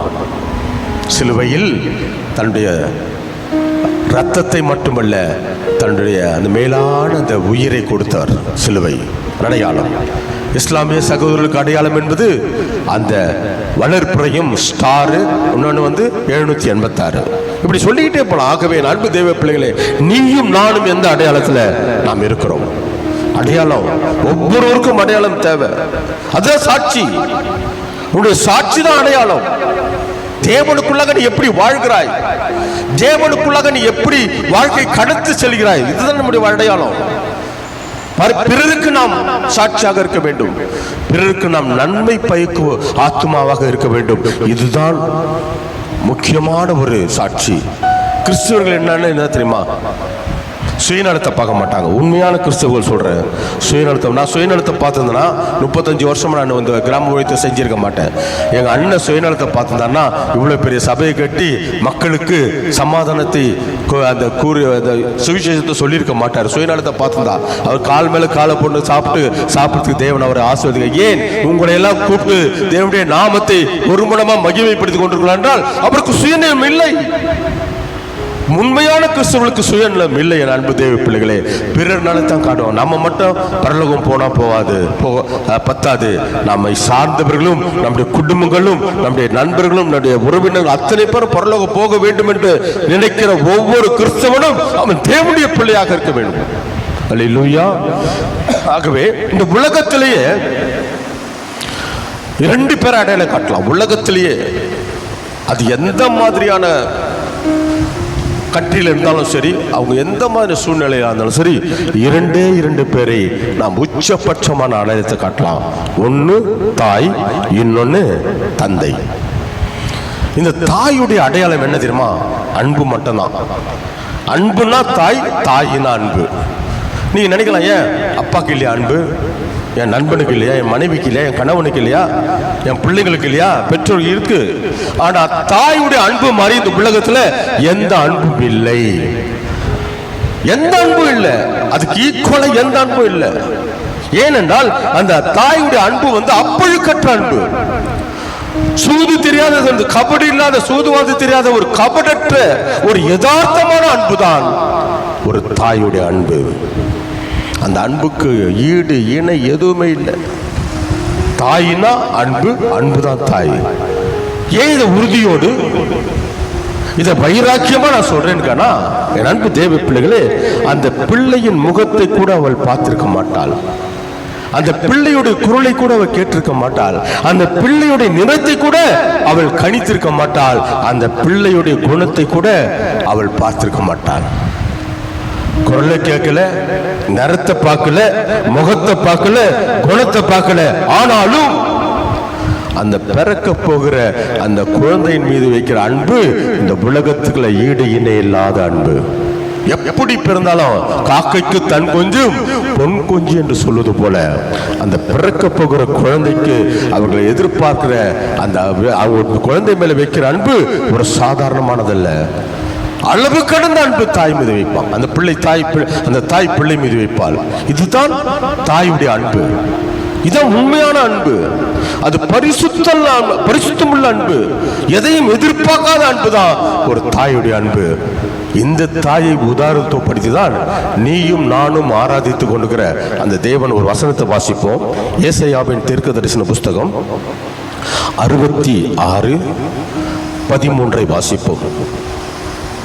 ஏசாயா 66:13. ஒருவனை அவன் தாய் தேற்றுவது போல நான் உங்களை தேற்றுவேன், நீங்கள் எருசலேமிலும் தேற்றப்படுவீர்கள். ஒரு தாயை, இந்த சகல அதிகாரம் படித்த சர்வ வல்லமை உள்ள தேவன் ஒரு தாயை உதாரணத்துவப்படுத்தியிருக்கிறார். ஒரு தாய் தேற்றுவது போல நான் உங்களை தேற்றுவேன் என்று. என் அன்பு தெய்வ பிள்ளைகளே, அதான் வேதம் சொல்லுது. யாத்திராகமத்துல 20 தகப்பனும் தாயும் நீ கனம் பண்ணித்தான் ஆக வேண்டும், கனம் பண்ணித்தான் ஆக வேண்டும். ஒரு இந்து புராண கதை, அது புராண கதையா புரட்டு கதையா தெரியல, அதுலயே சொல்றாங்க உலகத்தை சுற்றி வந்தா தாயின் தகவனை சுற்றி வந்தா உலகத்தை சுற்றி வராம சொல்றது ஒரு புராண கதை. இந்து சகோதரர்களே அப்படி சொல்லும் போது ஜீவனுள்ள தெய்வத்தை ஆராதிக்கிற நாம், தேவன் சொன்ன ஒரு வார்த்தை, தாயும் தகப்பனும் நீ கனம் பண்ண வேண்டும் என்று. ஒரு தாய் தேற்றுவது போல நான் உன்னை தேற்றுவேன். கல்யாணம் ஆன புதுசுல எனக்கு ஒரு பையன் பிறந்தான். 2 வருஷமா குழந்தை இல்லை. ஜபம் பண்ணோம். வாங்க, எனக்கு இந்துல தான் கல்யாணம் ஆச்சு. அதான் பின்மாற்றத்தில் இருந்தேன்ல, பின்மாற்றத்தில் இருந்து இந்து சாமி மேலே உள்ள பக்தியால் பண்ணல. நான் நம்முடைய தமிழருடைய கலாச்சாரம் விட்டுடக்கூடாது என்ற ஒரே நோக்கத்தில் தான் நான் பண்ண. ஏசப்பா அறிவார். பொண்ணு பெருமாள் பக்தர், பிள்ளை ஜாதி. எனக்கு இப்போ கல்யாணம் பண்ணாங்க. 2 வருஷம் குழந்தை இல்லை. ஒன்றே நான் எதுவுமே சொல்ல. அப்போ எனக்கு யார் தான் ஞாபகம் வந்தது? எங்கள் அண்ணன் தான் ஞாபகம் வந்தார். என்கிட்ட அவர் சொல்லுவார், எதை கேட்டாலும் கொடுப்பார் சுகுமார், எதை கேட்டாலும். அப்போ நான் சொன்னேன் எங்கள் மனைவி கிட்ட, தவறுமா நம்ம கை கோத்து ஜபம் பண்ணலாம், ஏசப்பா நமக்கு குழந்தை பாக்கியம் கொடுப்பாரு. எப்படிங்கன்னு, நீ பசுவா நம்ம ஜபம் பண்ணலான்னு சொல்லிட்டு அந்த பிள்ளை ஜாதி பெருமாள் பக்தர்ல பொண்ணெடுத்த நான், என் மனைவியும் நானும் கை கோத்து ஜபம் பண்ணோம். விசுவாசத்தோடு பேரையும் வச்சுட்டேன். அப்போலாம் நான் என்ன சொல்றது, அந்த ஏசப்பா மேலே ரொம்ப அளவு கடந்து அனுபவிச்சிருந்தேன். ஆனால் ஃப்ரெண்ட்ஷிப்பெல்லாம் நான் கெட்டு போய் நான் பின்மாட்டத்தில் போயிட்டேன். அளவு கடந்த அன்பு. கை கோத்து ஜபம் பண்ணம்மா, பேர் வைக்கிட்டாமான்னு கேட்டேன் என் மனைவிட்ட. என்னங்க என்ன குழந்தைன்னு தெரியாத பேர் வைக்கிற, பேர் வை, அந்த குழந்தை தான் பிறகுன்னு சொல்லிட்டு தாவீது ராஜான்னு பேர் வச்சேன். ஸ்கேன் பார்க்கல எதுவும். ஆனால் ஃபஸ்ட்டு ஸ்கேன் என்ன பிளட் டெஸ்ட் பார்த்தோம். ஒரு டாக்டர் இல்லை, 4 டாக்டர் சேம் ரிசல்ட் சொன்னாங்க. என்ன தெரியுமா, குழந்தை பிறந்த அடுத்த செகண்ட்ல இறந்துடும். இல்லைன்னா இறந்தே பிறக்கும்னு சொன்னாங்க. 3வது ஆப்ஷன் என்னன்னா, இந்த 2ம் இல்லைன்னா குழந்தை இதயத்தில் ஓட்டையோட பிறக்கும். இதயத்தில் ஓட்டையோட பிறக்கிற குழந்தை வந்து வளர்ச்சி இருக்காது. 30 வயசானாலும் இவ்வளவுதான் இருக்கும், உட்காந்து எடுத்து விட்டு எழுந்திருக்காது. அதான் இதயத்தில் ஓட்டையோட பிறக்கிற குழந்தை. டாக்டர் சொன்னார், ஒரு டாக்டர் 5 டாக்டர், என் ரூம் மேட்டு கூட டாக்டர் தான். அவரும் சொன்னார், ஐயோ போங்க சார், சாரி சார், இந்த ரிசல்ட் நான் என் வாயில் சொல்ல மாட்டேன்னு சொல்லி அவர் எனக்கு வந்து என்ன சொல்ற ரொம்ப ஆதங்கப்பட்டார். நான் ஒன்றையும் பயப்பில்லை, கை கோத்து ஜபம் பண்ணோம். தாவீது ராஜான்னு பேர் வச்சுட்டு நான் என்ன பண்ணேன், தஞ்சாவூருக்கு வந்துட்டேன். தஞ்சாவூரில் தான் எனக்கு வேலை. நான் மாதத்துக்கு 2 முறை போய் பார்த்துட்டு வருவேன். குழந்தை கரெக்டாக எனக்கு வந்து அப்போலாம் செல்ஃபோன் கிடையாது, பேங்க்கில் ஃபோன் வருது. இப்போ நான் சரஸ்வதியை நான் வந்து அட்மிட் பண்ணிட்டேன்பா ஹாஸ்பிட்டலில், மெட்ராஸில் பிரசவ ஹாஸ்பிட்டலில் தான் அட்மிட் பண்ணிக்கிறேன். சரின்னு சொல்லிட்டு அவங்க அண்ணி ஃபோன் பண்ணாங்க. கொஞ்ச நேரம் பொறுத்து குழந்தை பிறந்துட்டு ஆம்பளை குழந்தைன்னு சொன்னார். அல்லேலூயா, தாவீது ராஜா பிறந்திருக்கிறார். எப்படி இருக்குன்னு கேட்டேன். திடகாத்திரமாகுது. டாக்டர்லாம் ஆச்சரியப்படுறாங்கப்பா, இது எப்படி சாத்தியம் என்று. நீ நினைப்பதற்கும் வேண்டுவதற்கும் என் தேவன் அதிகமாக செய்வார். விசுவாசித்தால் நீ தேவனுடைய மகிமையை காண்பாய். நீ விசுவாசத்தோடு நீ எதை கேட்கிறாயோ அதை பெற்றுக்கொள்வாய். என் தேவன் இதை செய்தார். ஏன் இது இந்த சம்பவம் நடக்குதுன்னா, எனக்கு ஓ பாசிட்டிவ், என் மனைவிக்கு ஓ நெகட்டிவ். அப்படி இருக்கக்கூடாதான். பிராமின்லாம் என்ன பார்ப்பாங்க, குலம் பார்ப்பாங்க, கோத்திரத்தையும் பார்ப்பாங்க. கோத்திரம் எடுத்து பிளட் குரூப், கோத்திரம் பார்த்து தான் அவங்க வந்து பொண்ணு எடுப்பாங்க. ஆனால் அப்படி இருந்தால் எத்தனையோ குடும்பத்தில் குறை மாதம் ஒரு சில நேரத்தில் எப்படி பிறகுதுன்னு வச்சுங்க. ஆனால் இது சயின்டிஃபிக்காக டாக்டர் சொன்ன ஒரு வார்த்தை, எங்கள் ரூம் பெண்ட் சொன்னான். பாருங்க, 2வது குழந்தையும் அதே தான் சொன்னாங்க. அது சேம் ரிசல்ட்டு. கை கோத்து ஜெபம் பண்ணோம். ஃபர்ஸ்ட் தாவீது ராஜா பிறந்தாரு, செகண்ட் யாரு, எஸ்தர் ராணின்னு பேர் வச்சேன். அதே போல போன் வருது, என்ன குழந்தைனா பெண் குழந்தை. என்ன எப்படி இருக்குதுன்னா திடகாத்திரமாகுது, ரொம்ப சிவப்பாகுது அப்படின்ட்டு. எஸ்தர் ராணி. இன்னைக்கு என் பொண்ணு டிவியில் நியூஸ் வாசிக்கிறா, நியூஸ் தமிழ்ல நியூஸ் வாசிக்கிறா. என் பிள்ளை இன்னைக்கு இன்ஜினியர் படிச்சு ஐஏஎஸ் படிச்சுக்கிட்டு இருக்கான். இது ஏன் சொல்றேன்னா, நாம வந்து இப்ப நினைக்கிற நினைவில் என் தேவனுடைய நினைவு தான் அதிகமாக இருக்க வேண்டும். ஒன்று நான் சாட்சி சொல்லிட்டே போலாம். இன்னைக்கு எங்க மாமியார் குடும்பத்தையே தேவனுக்குள்ளாக நடத்துகிற கிருபை என் தேவன் கொடுத்தார். அவங்க நெத்தில மட்டும் ஊடுறது பத்தாம அவங்க 3 மாடிக்கு மேல நாம விட்டுருப்பாங்க, சிமெண்ட்ல செதுக்கி இருப்பாங்க. இந்த பக்கம் சங்கு, இந்த பக்கம் ஸ்வஸ்திக்கு, எல்லாத்தையும் என்னுடைய கையால் அடிச்சு நொறுக்கினேன். என் கையால் அடிச்சு நொறுக்கினேன். நான் பொருத்தனை பண்ணேன், இது என் கையால் அடிச்சு நொறுக்க வேண்டும் என்று. அது என் மாமியாருடைய குடும்பமே இன்னைக்கு ஏசப்பாவை துதித்துக்கிட்டு இருக்குது. இதுதான் வைராக்கியம். இந்த ஏசு எல்லாத்துலேயும் நீங்கள் வைராக்கியம் வைக்கிறீங்களே, இந்த ஒரு விஷயத்தில் வைராக்கியம் வைங்க. என்னுடைய ஃப்ரெண்டை நான் ஏசப்பாக்குள்ள கொண்டு வருவேன், என் ஃப்ரெண்டு குடும்பத்தையும் கொண்டு வருவேன், என் மனைவியை கொண்டு வருவேன், என் கணவரை கொண்டு வருவேன். இப்படி ஒரு வைராக்கியம் பொருத்தனை பண்ணி ஜெபம் பண்ணுங்க. அது மிகப்பெரிய ஒரு ஆசீர்வாதம். அது மாத்திரமல்ல, ஒரு தாயுடைய அன்பு, தாய்க்கு அடையாளம் அன்பு மட்டும்தான். ஏன்னு கேட்டா, நம் தேவன் மனதுருகுகிற தேவன், உன் விண்ணப்பத்தை கேட்கிற தேவன், அதற்கு பதிலை கொடுத்து உன்னை சாட்சியா நிறுத்துகிற தேவன், உனக்கு எட்டாத அதிசயங்களை பார்க்கிற தேவன். அது மாத்திரமல்ல, என் தேவன் ஒவ்வொரு நாளும் ஒவ்வொரு நொடிப்பொழுதும் உன்னோடு கூட பயணிக்கிறார், உன்னை கரம் பிடித்து நடத்துகிறார். அல்லேலூயா. என் அன்பு தெய்வ பிள்ளைகளே, அந்த தெய்வத்தை நாம் உள்ளத்தின் ஆழத்திலிருந்து ஆராதிக்க வேண்டும். மார்போடு அணைப்பாரே, மனக்கவலை தீர்ப்பாரே, மார்போடு அணைப்பாரே, மனக்கவலைகள் தீர்ப்பாரே. ஒரு தாய் தேற்றுவது போ என் நேசர் தேற்றுவார். ஒரு தாய் தேற்றுவது போ என் நேசர் தேற்றுவார். கரம் பிடித்தே நடத்துவார், கண்மலை மேல் நிறுத்துவார். கரம் பிடித்தே நடத்துவார், நிறுத்துவார், கண்மலை மேல் நிறுத்துவார். ஒரு தாய் தேற்றுவது போல் நேச தேற்றுவார். ஒரு தாய் தேற்றுவது போல் நேச தேற்றுவார். ஒரு தாய் தேற்றுவது போல நான் உன்னை தேற்றேன் என்று ஒரு தாயை சர்வ லோகோதிபதியாக இந்த பரிசுத்தமுள்ள தெய்வம் சொல்லுது. ஒரு தாயை அடையாளப்படுத்தியிருக்கிறார். தாய் என்றால் தாய்னா அன்புதான் தாய், அதான் அடையாளம். ஆனால் தகப்பனுடைய அடையாளம் என்பது அன்போடு நிறுத்தப்படவில்லை. தகப்புடைய அன்பு என்பது அடையாளம் என்பது அன்பும் இருக்கு, அன்போடு கூட அர்ப்பணிப்பு இருக்கு. அந்த அர்ப்பணிப்போடு கூட அறிவை ஊட்டுகிற ஒரு ஆசானாக ஒவ்வொரு தகப்பனாரும் ஒவ்வொரு வீட்டில் இருக்கிறார். அல்லேலூயா. என் அன்பு தேவ பிள்ளைகளே, ஒரு தகப்பனை பார்த்தா வில்லனை போலதான் இருப்பாரு. ஒவ்வொரு வீட்லயும் ஒரு தகப்பன் ஒரு வில்லனை போல தான் இருப்பாரு. ஆனால் அத்தனை அன்பை உள்ள வச்சுக்கிட்டா வில்லனை போல காட்டுவார். அம்மா கேட்குற ஸ்டைலே வேற. பா சாப்பிட்டியாப்பா, சாப்பிட்டு போயிடுச்சோம். இது அம்மா சொல்ற ஸ்டைல்.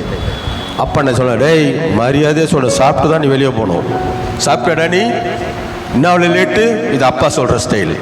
ஆனால் அப்பா தான் உள்ள அத்தனையும் அன்பை அடக்கி வச்சுட்டு ஒரு வில்லனை போல காட்டுவார். ஆனால் ஒரு வில்லனை போல காட்டினாலும் உண்மையான ஹீரோ அப்பா தான் அந்த குடும்பத்துக்கு.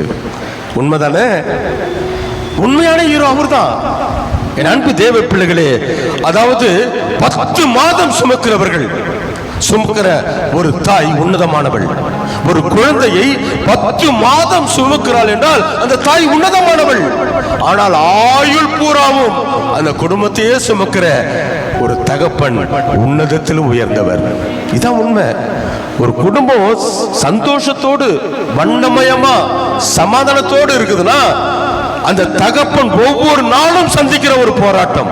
ஒவ்வொரு நாளும் நீங்க நினைக்கலாம் ஆம்பளைங்களாம் வெளியே போயிட்டு வேலையை செய்யிட்டு வராங்கன்னா, இல்ல, எத்தனை பேரை சந்திக்கிறாங்க தெரியுமா? தினசா சந்திப்பாங்க. அத்தனை பேரையும் ஃபேஸ் பண்ணிட்டு வீட்டுக்குள்ள வரும்போது, வீட்டுக்குள்ள வந்தாலும் போராட்டம் இருக்கக்கூடாது. லேட்டா 5 நிமிஷம் 10 நிமிஷம் அரை ஹவர் 1 மணி நேரம் லேட்டா வந்தாலும் எதுக்கு, எப்படி? ஒரு வேலை மேல பிரச்சனை, அதாவது வேலை மேல வேலை பலுவா இருக்கலாம், இல்ல ட்ரெயின் லேட்டா இருக்கலாம், இல்ல பஸ் லேட்டா, டிராபிக், இப்படி எல்லாம் நம்மள மனைவிகள் நினைச்சுக்கிட்டோம். அதை விட்டுட்டு லேட்டா வந்தாவே ஒரு கிளாஸ் தண்ணி எடுத்து கொடுக்குற அந்த டேபிள் மேல வைக்கிற ஸ்டைல வேற மாதிரி இருக்கும். டம்முன்னு வைப்பாங்க. அப்போ தெரிஞ்சுக்கலாம், ஆடாடா ஏதோ ஒன்று பிரச்சனை அப்படின்னு. என் அன்பு தெய்வ பிள்ளைகளே, அந்த ஒரு கிளாஸ் தண்ணி தான் மேட்ரு.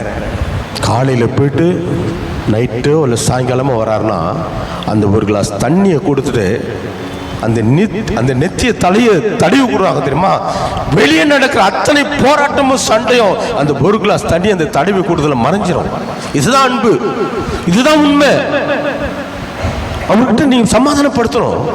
கணவர்கிட்ட, என்னங்க ரொம்ப களைப்பா வந்திருக்கீங்களா, உட்காருங்க, என்னங்க வேலை மேல என்ன பிரச்சனையா, விசாரிக்க வேண்டும், அவரை சமாதானப்படுத்த வேண்டும்.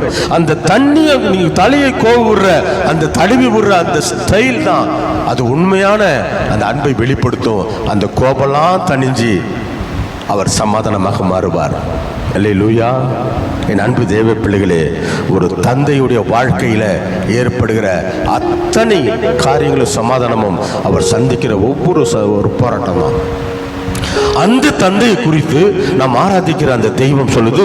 வாசிப்போம், சங்கீதங்களின் புஸ்தகம் 103:13 வாசிப்போம். சங்கீதங்களின் புஸ்தகம்.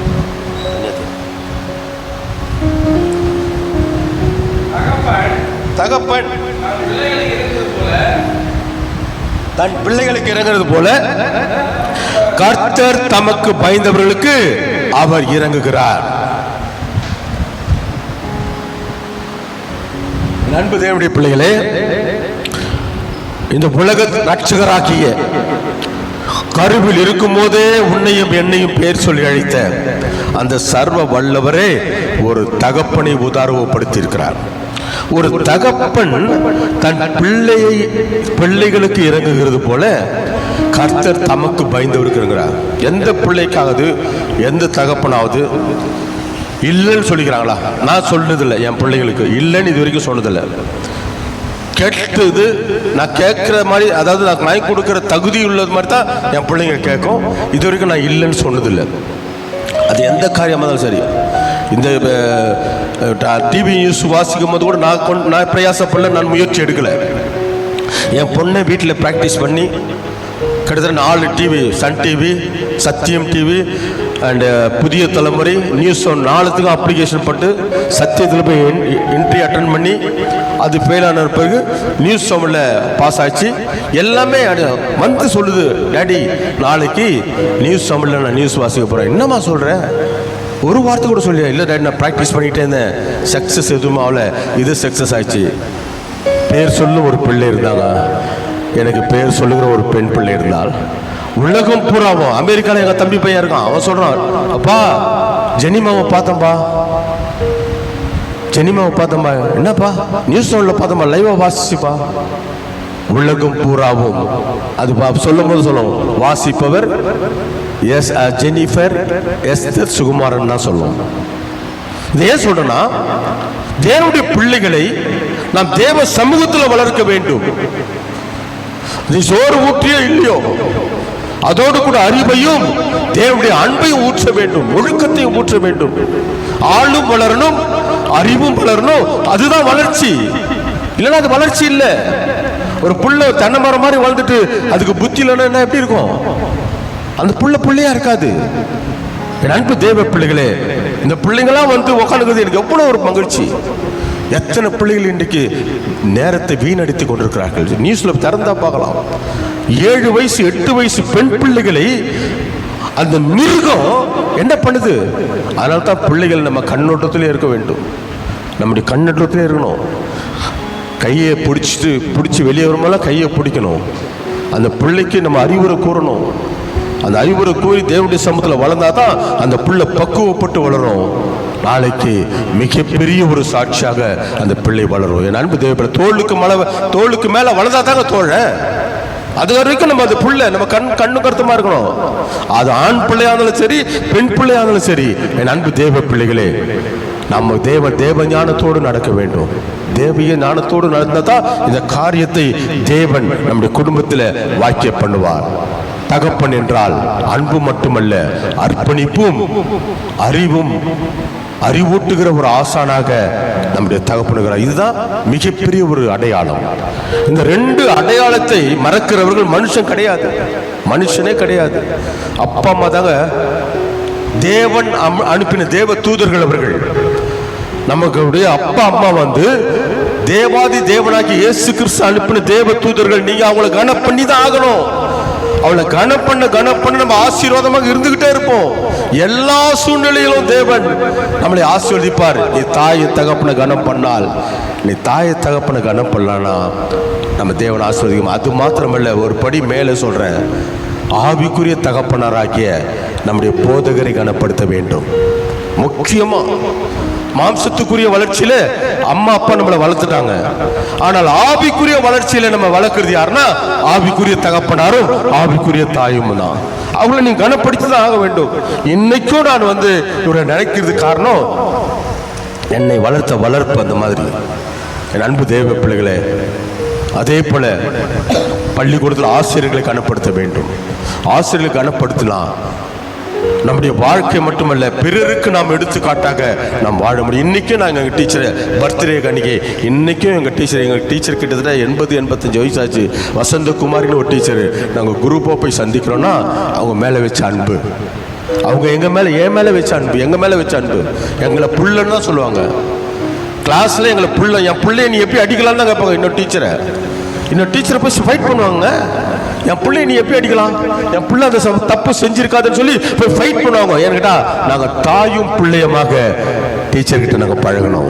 என் அன்பு தேவ பிள்ளைகளே, அடையாளம் மிக முக்கியம்.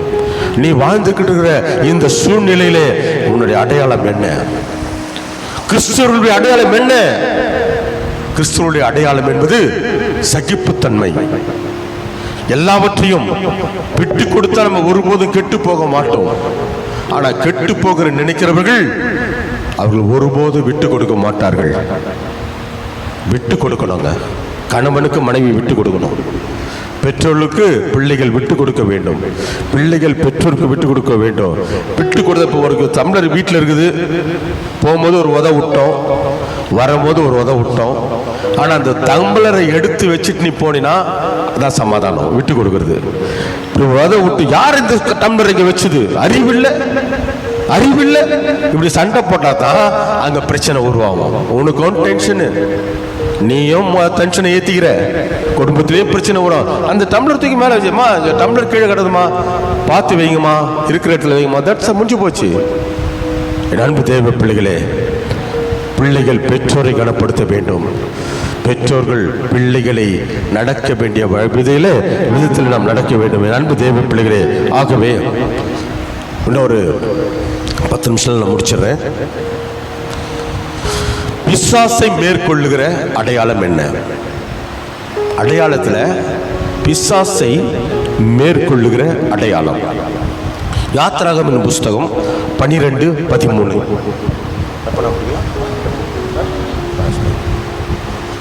யாத்ராகமத்தின் புஸ்தகம் 12:13. நீங்கள் இருக்கும் வீடுகளிலே அந்த இரத்தம் உங்களுக்காக அடையாளமாய் இருக்கும். அந்த இரத்தத்தை நான் கண்டு உங்களை கடந்து போவேன். நான் எகிப்து தேசத்தை அழிக்கும் போது அழிக்கும் வாதை உங்களுக்குள்ளே அது வராதிருக்கும். அல்லேலூயா. வராதிருக்கும். தேவனுக்கே ஒரு அடையாளம் தேவைப்படுகிறது. உனக்கும் எனக்கும் எம்மாத்திரம். தேவனுக்கு ஒரு அடையாளம். அந்த ரத்தத்தை கண்டு நான் கடந்து போவேன். ஏன் ரத்தத்தை பூச சொல்கிறேன் என்றால், அது யாத்ராகமம் 12ஆம் அதிகாரம் 23வது வசனத்தை எடுத்தவர்கள் வாசிக்கலாம். யாத்ராகமம் 12. கர்த்தர் எகிப்தியரை அதம் பண்ணுகிறதுக்கு கடந்து வருவார். நிலையின் மேல் சட்டத்திலும் வாசலின் நிலைகள் இரண்டிலும் அந்த ரத்தத்தை காணும் போது கர்த்தர் சங்காரக்காரனை உங்கள் வீடுகளில் உங்களை அதம் பண்ணுகிறதற்கு வரவிட்டாமல் வாசற்படியை விலக்கி அது கடந்து போவார். ரத்தம் நம்மை பாதுகாக்கும். ரத்தம் தான் நமக்கு ரட்சிப்பை கொடுத்து. ரட்சிப்பு என்றால் பாதுகாப்பு. அன்னைக்கு ஆட்டு ரத்தத்தை பூசின அந்த யாத்ராகமத்தினுடைய இஸ்ரவேலர்கள் எகிப்தியருக்கு பயந்து அந்த ஆட்டு ரத்தத்துக்கு பதிலாக இயேசுவே நமக்கு ரத்தத்தை சிந்தி நம்மை மீட்டெடுத்தார். என் அன்பு தெய்வ பிள்ளைகளே, அந்த காலத்துலலாம் வாசக்காலுக்கு மஞ்சள் தடுவி நாம கட்டி விட்டு குங்குமம் வைப்பாங்க வாசக்காலுக்கு. அது சும்மா அது ஸ்டைலுக்கு இல்லை, பார்க்கறதுக்கு ரசிக்கும்படியாக இல்லை. அதில் ஒரு அர்த்தம் இருக்குது. இதுதான் அந்த அர்த்தம். நிலைக்கால்கள் இரண்டிலும் போடுதுப்பா, நிலைக்கால் இரண்டிலும் அந்த ரத்தம் பூசப்பட்டது. மஞ்சளுக்கு எதுக்கு பூசுவாங்கன்னா அந்த ஆன்டிபயாட்டிக். அதே போல உள்ள எந்த அசுத்த கிரியைகள் உள்ள மீன்ஸ் கிருமிகள் வரக்கூடாது என்பதற்காக அந்த மஞ்சளை பூசுவாங்க. ரத்தத்துக்கு போல குங்குமம் வச்சாங்க. அந்த நாம கட்டி விட்டாதான் அந்த அந்த ஒட்டன்றதுக்காக விட்டாங்க. ஆனால் இது யாத்ராகமத்தின் புஸ்தகத்தில் எழுதப்படுது. 2 நிலைக்கால்களிலும் ரத்தம் பூசப்பட்டது. என் அன்பு தெய்வ பிள்ளைகளே, நம்ம ஜெபிச்சு கொடுக்குறோம். அது கடையில் வாங்கும் போது தான் அது என்ன, அது ஜெபிச்சு பிறகு ரத்தமாக மாறுகிறது. இது உண்மை, சத்தியம். தஞ்சாவூர் பகுதியில் அப்போ பிரசங்கம், நியூ இயர் பிரசங்கம் அங்கே பண்ண போனேன். பாஸ்டர் விக்டர் மஸ்ஸின்னு சொல்லி ஒருத்தர் பாருங்க, ஜெபம் பண்ணி முடிச்சதுமே நிறைய இந்துக்கள் வந்தாங்க. அதில் ஒருத்தர் பேர் ரம்யான்னு ஒரு சகோதரி கிட்டத்தட்ட குழந்தை இல்லாத 7 வருஷம் 8 வருஷம் குழந்தை இல்லாத இருந்தாங்க. அவங்க கேள்விப்பட்டு வந்திருக்காங்க. அவங்க வீட்டுக்காரர் தான் எண்ணெய் வாங்கிட்டு வந்தார் கடையில்.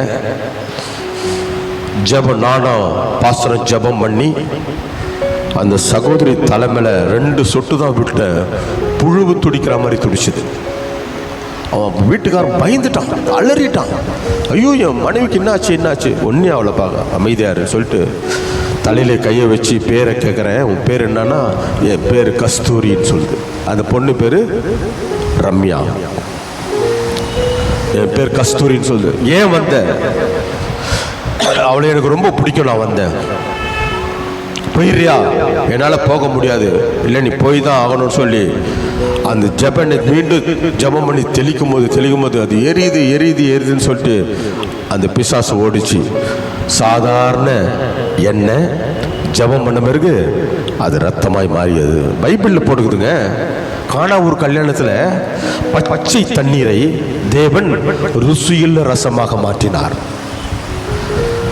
ஆற்று நீரை யெகோவா தேவன் என்ன பண்ணாரு? ரத்தமாய் மாற்றினார். அந்த நேற்றும் இன்றும் என்றும் மாறாத அந்த தேவன் தான் இன்றும் ஜீவிக்கிறார். அவர் செய்ய வல்லவராய் இருக்கிறார். அதே போல இந்த இது பாரிஸ்ல லீகல் ஒப்பீனியனுக்காக நாங்கள் பேங்க்ல இருந்து ஒரு டாக்குமெண்ட் கொண்டு போவோம். அது பெரிய தொகையாக இருக்கும். மேனேஜர் சொல்லிட்டாரு, நீ காலையில் வரும்போதே வாங்கிட்டு வந்துரு அப்படின்னு சொல்லிட்டு வீட்டிலேருந்து நேராக ஸ்ட்ரெயிட்டாக லீகல் ஒப்பீனியன் 9 மணிக்கெல்லாம் நான் போயிட்டேன். 9 மணிக்கு போன பிறகு பைக்கை விட்டேன். பைக்கை விட்டு கொஞ்ச நேரம் இருக்கும் போது எனக்கு முன்னாடி ஒருத்தர் பைக்கை விட்டார். என்னை பார்த்துக்கிட்டே இருந்தார். நான் என்ன பண்ணேன், பைக்கை விட்டு டீ சாப்பிட போகலான்னு பாரிஸில் போய் டீ சாப்பிட போல என் பின்னாடியே வந்தார். பின்னாடி வந்து அவரும் டீ சாப்பிட்டாரு. திருப்பி டீ சாப்பிட்டு நான் பைக் ஆனவர் பைக் ஆனவர் நின்னார். எனக்கு ஒரு தயக்கம் வந்துச்சு, ஏன்னா நம்மளை ஃபாலோ பண்ணுறாரு. இது வந்து கிட்டத்தட்ட அப்போவே நான் சொல்கிறது ஒரு 25 வருஷம் முன்னாடி சொன்னேன். அப்போ 8 கோடி மதிப்புள்ள டாக்குமெண்ட் கையில் இருக்கு. நான் கேட்டேன், இங்கே வாங்க என்ன வேணும் உங்களுக்குன்னு கேட்டேன். இல்லை ஒன்றும் இல்லைங்க. பின்ன ஏன் நான் போகிற இடத்துல நீ இப்போ வாட்ச் பண்ணி என்ன விஷயம்னு கேட்டேன். இல்லை உங்களை வந்து ஏசியில் பார்த்துருக்குறேன். ஆமாம் நான் ஏசியில் தான் இருக்கிறேன். புக் ஸ்டாலில் தான் இருக்கேன். என்ன விஷயம் கேட்டேன். இல்லை நானும் ஏசிக்கு தான் வரேன். அதை நீ ஃபஸ்ட்டு சொல்லாமல் ஏன் பின் தொடர்ந்து வரீங்க? இல்லை உங்கள்கிட்ட ஒரு விஷயம் சொல்லணும், அதுக்காக ஜெபம் பண்ணிக்கணும். என்னன்னு கேட்டேன். நீங்கள் போய் பார்க்குறீங்களே ஜோசப் அண்ட் ராவ், 2 பேர், 2 அட்வொகேட். ராவ்னு சொல்கிற ஒரு ஆள் மிகப்பெரிய ஒரு மந்திரவாதி, ஜாக்கிரதையாக இருங்க. எனக்கு மந்திரம் வச்சான். நான் இந்த இடத்த விட்டு காலி பண்ணணும்னு சொல்லிட்டு எனக்கு மந்திரம் வைக்கிறான். ஆனால் அவனால் என்னை வந்து காலி பண்ண வைக்க முடியல. என்னென்னமோ பண்ணி பார்க்குறான். பெரிய மந்திரவாதிலாம் கூட்டின்னு வரான். அதுக்கு ஒரே ஒரு தடை என்னன்னா, நான் தினந்தோறும் காலையில் வரும்போது இந்த ஏசப்பாவோட ஜெபனை வச்சு இயேசுவின் ரத்தம்னு தெளிப்பேன். முடிச்சுட்டு ஆஃபீஸ் முடிச்சுட்டு போகும்போது இந்த இயேசுவின் ரத்தம் ஜெயன்னு செழிப்பேன். இந்த ரத்தம் தான் என்னை பாதுகாக்கிறது என்று சொல்கிறார். உங்கள் வீட்டில் ஜெபன் இருந்தால் நீங்கள் ஜெபனை தெளிங்க, பிள்ளைங்களுக்கு கொடுங்க. நமக்கு எங்கெங்க பலவீனங்குதோ அங்கெல்லாம் தடவுங்க. அது ரத்தமாய் நினைச்சு விசுவாசத்தோடு தெளிச்சாதான் தேவன் வெளிப்படுவார். அவருடைய அற்புதம் நமக்கு வெளிப்படும். என் அன்பு தேவ பிள்ளைகளே, இங்க சொல்லப்பட்டுகிறது ரத்தம் மிகப்பெரிய தொழில, வியாபாரத்துல, வேலை ஸ்தலத்துல, குடும்பத்துல, பிள்ளைகளுக்கும் பெற்றோர்களுக்கும் கணவனுக்கும் மனைவிக்கும் போராட்டம் உண்டு. அந்த போராட்டம் நம்ம ஃபேஸ் பண்ணி சமாதானப்படுத்தலாம். ஆனா கண்ணுக்கு தெரியாத போராட்டம் நிறைய இருக்குது. கண்ணுக்கு தெரியாத போராட்டம். வெள்ளிக்கிழமை வரைக்கும் நான் நல்லா இருந்தேன். மறுநாள் ஊழியம் தையூர்ல. அவள் தான் நைட்டு ஃபுல்லா மூக்கு அடிச்சுக்கிச்சு, தொண்டை கரகரனுக்குது, எந்திரிக்க முடியல. ஊழியம் பண்ண விடாது பிசாசு தடுக்கிற ஒரு தந்திரம். ஒன்றும் இல்லை, நான் டெய்லி தலைக்கு ஊற்றுவேன். அப்படி இருந்து நான் தலைக்கு ஊற்றுவேன், இன்னும் அதிகமாகி போச்சு.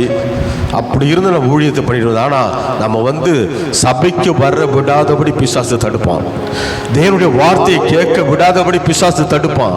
அதையெல்லாம் நீ தாண்டி வரும்போது தேவன் உன்னை எழுப்பி பிரகாசிக்க வைப்பார். அல்லேலூயா. என் அன்பு தேவ பிள்ளைகளே, நமக்கு தெரியாத போராட்டம் என்ன விட எல்லாருக்கும் தெரிஞ்ச வசனம் தான் எபேசியர் 6ஆம் அதிகாரம் 12வது வசனத்தை வாசிப்போம். இந்த போராட்டம் நம்முடைய கண்களுக்கு தெரியாத போராட்டம். ஆனால் இந்த போராட்டம் ஒவ்வொரு நாளும் நடந்து கொண்டிருக்கிறது. ஒவ்வொரு வீட்டிலும் வாசிப்போம். எபேசியர் 6:12. ஏனெனில் மாம்சத்தோடும் இரத்தத்தோடும் அல்ல, துரைத்தனங்களோடும் அதிகாரங்களோடும் இப்பிரபஞ்சத்திலே அந்தகார லோகாதிபதிகளோடும் வான மண்டலங்களில் உள்ள பொல்லாத ஆவிகளின் சேனைகளோடும் நமக்கு போராட்டம் உண்டு. மறந்துடக்கூடாது. இதெல்லாம் மறைமுகமான போராட்டம். மற்ற போராட்டத்தை நீ ஃபேஸ் பண்ணலாம், எதிர்த்து போராடலாம், சமாதானம் அடையலாம். ஆனா இந்த போராட்டம் மறைமுகமான போராட்டம். யாருக்கிட்ட வைக்கணும்னா நம்ம ஏசப்பா கிட்ட தான் வைக்கணும். இதுதான் மறைமுகமான போராட்டம். இதெல்லாம் பயங்கரமான போராட்டங்கள். தேவனுடைய அனுக்கிரகத்தாலும் தேவனுடைய கிருபையினாலும் தேவனுடைய இரக்கத்தினாலும் தேவன் நம்மை பாதுகாத்து கொண்டு வருகிறார். அதுக்கு ஒரே ஒரு போராட்டம் நடத்த எப்படி மேற்கொள்வது என்றால் அதை எபேசியர் 6:17 வாசிப்போம். எபேசியர் 6:17 ரட்சணியம் என்னும் தலை சீராவையும் தேவ வசனமாகிய ஆவியின் பட்டயத்தையும் நாம் எடுத்துக்கொள்ள வேண்டும். ஏசப்பாவுடைய வசனத்தை வச்சு நீ ஜெபம் பண்ணு. இந்த போராட்டத்தை நீ மேற்கொள்ள வேண்டும் என்றால் தேவனுடைய வார்த்தை தேவைப்படுகிறது. ஒரு விதத்தில் ரத்தமும் தேவைப்படுகிறது. அதனுடைய பாதுகாப்பு என்கின்ற ரட்சிப்புக்காக வேத வசனம் நமக்கு பாதுகாப்பை கொடுக்கிறது. அதை 6:11 வாசிப்போம். 11 நீங்கள் பிசாசின் தந்திரங்களோடும் எதிர்த்து நிற்கின்ற திராணி உள்ளவர்களாகும்படி தேவனுடைய சர்வ ஆயுத வர்க்கத்தையும் நாம் தரித்துக் கொள்ள வேண்டும். சர்வ ஆயுத வர்க்கம், தேவனுடைய சர்வ ஆயுத வர்க்கம் என்றால் விசுவாசம், ஜெபம், தேவனுடைய வார்த்தை, இதான் சர்வாயுதம். அதை நீ தரித்து கொண்டு நிற்க வேண்டும் என்று வேதம் மிக தெளிவாக சொல்லப்படுகிறது. அதை எபேசியர் 6:16 வாசிப்போம். எபேசியர் 6:16 பொல்லாங்கன் எய்யும் அக்னி ஆஸ்திரங்களை எல்லாம் அவுத்தி போடத்தக்கதாய் எல்லாவற்றுக்கும் மேலாக விசுவாசம் என்னும் கேடகத்தை பிடித்து கொண்டுள்ள நாம் நிற்க வேண்டும். விசுவாசம் தாங்க நம்ம பேரு விசுவாசி, நம்ம பேரு விசுவாசி. ஆனால் விசுவாசியாக இருந்த நாளடைவில் நீ எப்படி மாறுற? விச ஊசியா மாறிற. ஏன்? தேவனுடைய சமூகத்தை விட்டு நீ விலகிற. நாம விலகிறோம், தேவனை நோக்கி பார்க்க மறுக்கிறோம். 4 திசையை பார்க்கிற நீ ஏன் பரலோக திசையை பார்க்க மறுக்கிறாய்? உன் விசுவாசம் மற்று போனது. என் அன்பு தேவ பிள்ளைகளே, அது எதுவாக இருந்தாலும் நீ தேவனை நோக்கி மட்டும்தான் பார்க்கணும். தேவனை நோக்கி மட்டும்தான் பார்க்கணும். சபை நடத்துவது சாதாரணமாக காரியம் அல்ல. ஊழியம் நடத்துவது என்பது சாதாரணமாக. நீ வேற ஏதோ பிஸ்னஸ் கூட பண்ண கூட நீ நஷ்டம் லாபம் நஷ்டம் லாபம் வரும். ஆனால் சபை அப்படி கிடையாதுமா. தயவு செய்து சொல்றேன், எவ்வளோ போராட்டம் தெரியுங்களா? பிசாசு கூட எவ்வளவு போராட்டம் சாதாரணமான. அதையெல்லாம் மேற்கொண்டு தன்னுடைய ஆவிக்குரிய பிள்ளைகளாகிய உங்களுக்கு அவர் இரவு தோறும் அதிகாலை இரவு பார்க்காமல் உங்களுக்காக ஒரு ஆத்மா ஜெபம் பண்ணுதுன்னா தேவன் ஏற்படுத்தின மிகப்பெரிய ஒரு உத்தரவாதி. நமக்கெல்லாம் ஒரு ஆவிக்குரிய தகப்பனார்னா இஸ்ரவேல் அண்ணன் தான், வேற யாரும் இல்லை. நீ கணக்கு பண்ண வேண்டும், நீ அவரை கணக்கு பண்ணா போதும். காணிக்க போடும்போது ஒரு பயம் இருக்க வேண்டும், அவர்கிட்ட பேசும்போது ஒரு பயம் நடுக்கம் இருக்க வேண்டும், அவரிடம் அதாவது அவருடைய சொல்ற ஆலோசனை கேட்கும் போது கூட ஒரு பயம் நடுக்கம் இருக்க வேண்டும். அப்படி நிறுத்தினா தேவன் உன்னை அபரிவிதமாக ஆசீர்வதிப்பார். தேவன் ஒரு அடையாளத்தை தேவன் கொடுக்கிறார். வாசிப்போம். மார்க்கு 16ஆம் அதிகாரம் 17வது வசனத்தை வாசிப்போம். மார்க்கு 16:17.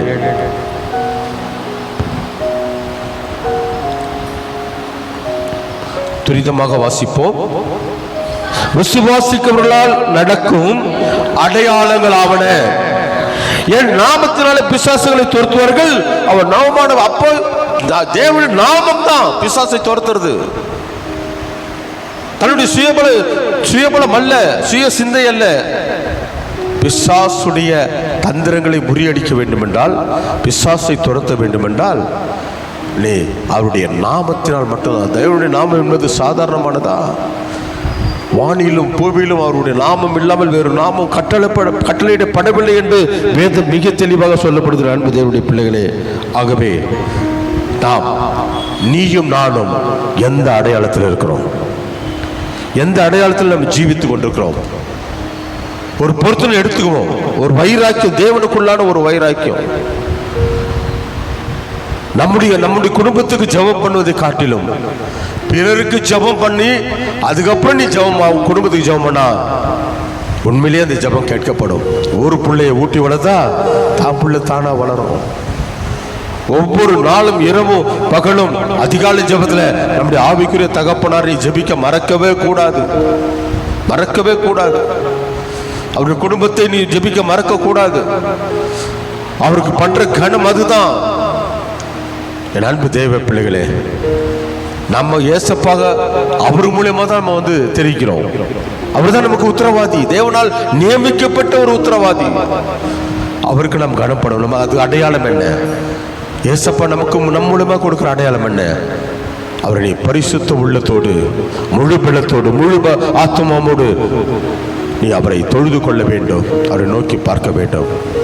கண்களை மூடுவோம், கண்களை மூடுவோம். தேவன் உன்னையும் என்னையும் தகுதிப்படுத்தி மட்டும் அழைத்து வரவில்லை, அடையாளப்படுத்தி அழைத்து கொண்டு வந்திருக்கிறார். அடையாளப்படுத்தி அழைத்து கொண்டிருக்கிறார்.